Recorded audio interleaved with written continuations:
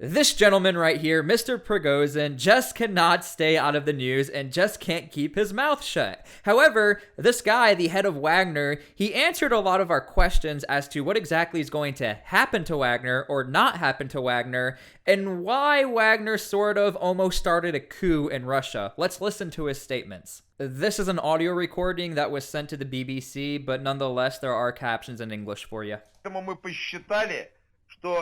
Демонстрация того, что мы собирались сделать, она достаточна. So real quick, he's using the word demonstration. Not coup, not civil war. Prigozhin said this was a demonstration. That's a very aggressive demonstration, but I digress. И нашим решением развернуться были два важнейших фактора. Первый фактор – это то, что мы не хотели пролить русскую кровь. Второй фактор. Okay, so again, he says he didn't want to cause any harm to other Russians. Now again, what you need to understand, and I know this might be hard for a lot of us to believe, but Prigozhin is actually really well liked within Russia. He's almost seen as a hero, and Wagner is seen as heroes, especially within their operations in Ukraine. So him coming out and saying he didn't want to harm other Russians, this only makes him look good in the other Russians' eyes. And other Russians, I mean civilians. Мы шли для демонстрации своего протеста. Now he's calling it a protest. А не для свержения власти в стране. В это время Александр Григорьевич Лукашенко протянул руку и предложил найти пути решения для дальнейшей работы ЧВК Вагнера. That right there, to further operations of Wagner. That is his last point.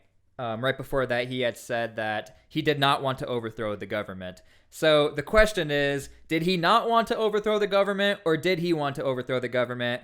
And he sort of shown his hand that he wants to further operations, but operate out of Belarus, and that's very relevant, so let me explain. In case you are not aware, it's actually illegal to have a PMC within Russia. Why? To avoid what just happened within Russia.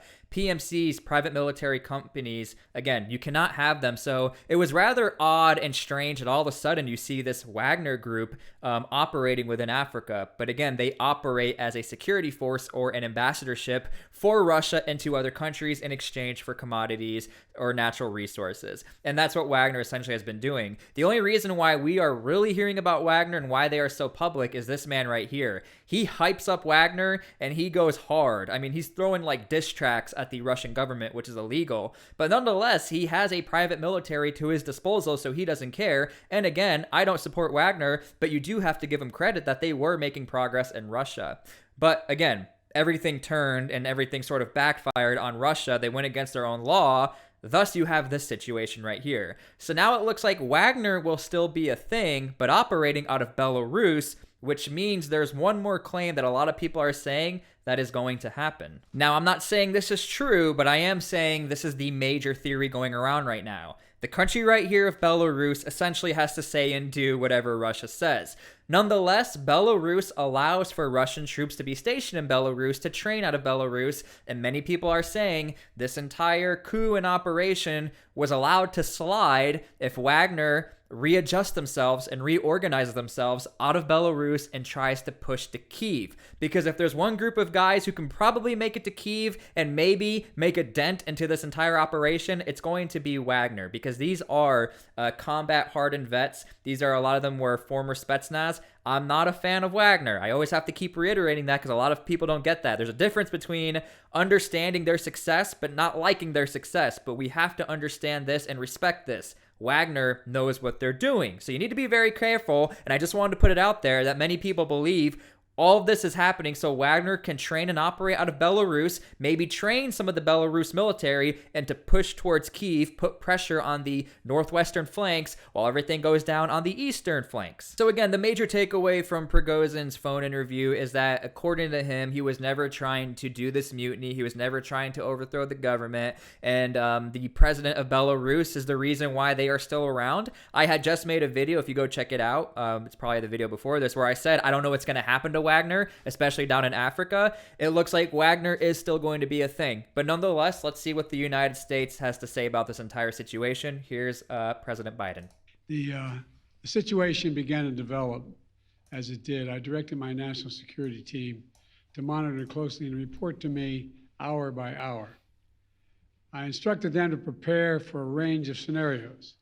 I also convened our key allies on a Zoom call to make sure we were all on the same page. I'm just saying this now. It's interesting that they were using Zoom. I don't know if he was supposed to say that. That might be a security breach. But nonetheless, I just want to make this point real quick. NATO and the United States were extremely careful to not say anything. If anything, Zelensky was the one who came out and was like, this is how incompetent Russia is. Wagner almost took them out. NATO was not making any statements like that, and neither, the United States was not either. So nonetheless, let's progress. It's critical that we're coordinated in our response and coordinated in what we to anticipate. They agreed with me that we had to make sure we gave Putin no excuse. Let me emphasize, we gave Putin no excuse to blame this on the West or to blame this on NATO. Mm-hmm. We made clear that we were not involved. We had nothing to do with it. This was part of a struggle with. And I don't know if any of you guys noticed. Again, I do this full time, and I talked to a lot of my colleagues. They even said they noticed there was a lack of pro-Russian statements on anything. No Russian anything. No one was saying anything. And I think that was the tactic why NATO, and what he's saying here, he gave no excuses for Russia to blame the West or anything like that. So I would actually say this is a valid statement, because I know on my end, when I was making videos on this, I didn't see anything of this is their fault. This is their fault. Everything was very radio silence from the pro-Russian perspective. In the Russian system. I also talked at length with President Zelensky of Ukraine. I'll be keeping in contact with him. I may be speaking to him later today, early tomorrow morning, to make sure we continue to remain on the same page. I told him that no matter what happened in Russia, let me say it again, no matter what happened in Russia, we, the United States, would continue to support Ukraine's defense and its sovereignty and its territorial integrity. He and I agreed to follow up and stay in constant contact. We're going to keep assessing the fallout of this weekend's events and the implications for Russia and Ukraine. But it's still too early to reach a definitive conclusion about where this is going. The ultimate outcome of all this remains to be seen. But no matter what comes next, I will keep making sure that our allies and our partners are closely aligned in how we are reading and responding to the situation. Okay, again, and if you do trace back to all the events that were going down, everything was really radio silence from NATO, United States, any NATO partners. Even Ukraine was pretty quiet. You were almost getting zero news out of Ukraine, but nonetheless, operations continued. That's why Zelensky made a comment soon after everything was going down, like, hey, we're still in a conflict.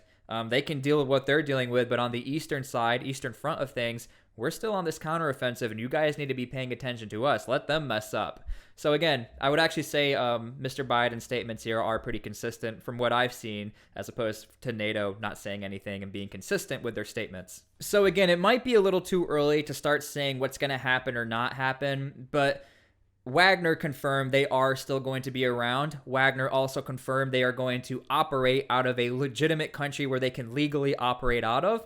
This makes a lot of sense now that Wagner can operate out of Belarus, so now you can't even question Wagner and be like, you guys aren't even legit. You're operating illegally within Russian law. This also means they are protected. Russia can't go after them because they are operating in Belarus. I still do think it's a little interesting to see how Wagner is going to be working with the Russians. Russians don't tend to forget that easily. That's why it's rather interesting that all of a sudden, oh, you guys are good. Now, we do need to follow up on the Wagner troops who are given contracts to join the Russian military. Apparently, one of the negotiations was Wagner will be good to go. They can go to Belarus, but contracts are going to be offered to Wagner fighters to join the Russian military. We don't know exactly if that's 100% confirmed, but I do think that might create a little bit of friction within the Wagner ranks and within the Russian ranks. But again, nonetheless, I'll leave you with this. This is not a scare tactic. The main theory is that Wagner is going to try doing something up to the north since everything's been happening out to the east. And I do think now this will enter us into a new chapter of the Ukrainian conflict. It's very interesting to see how this private military company is able to really change the course of what's going on, whether it's in Russia or in Ukraine. Wagner is never not in the story. We're always talking about Wagner almost on every single front. So again, not saying this is 100% confirmed.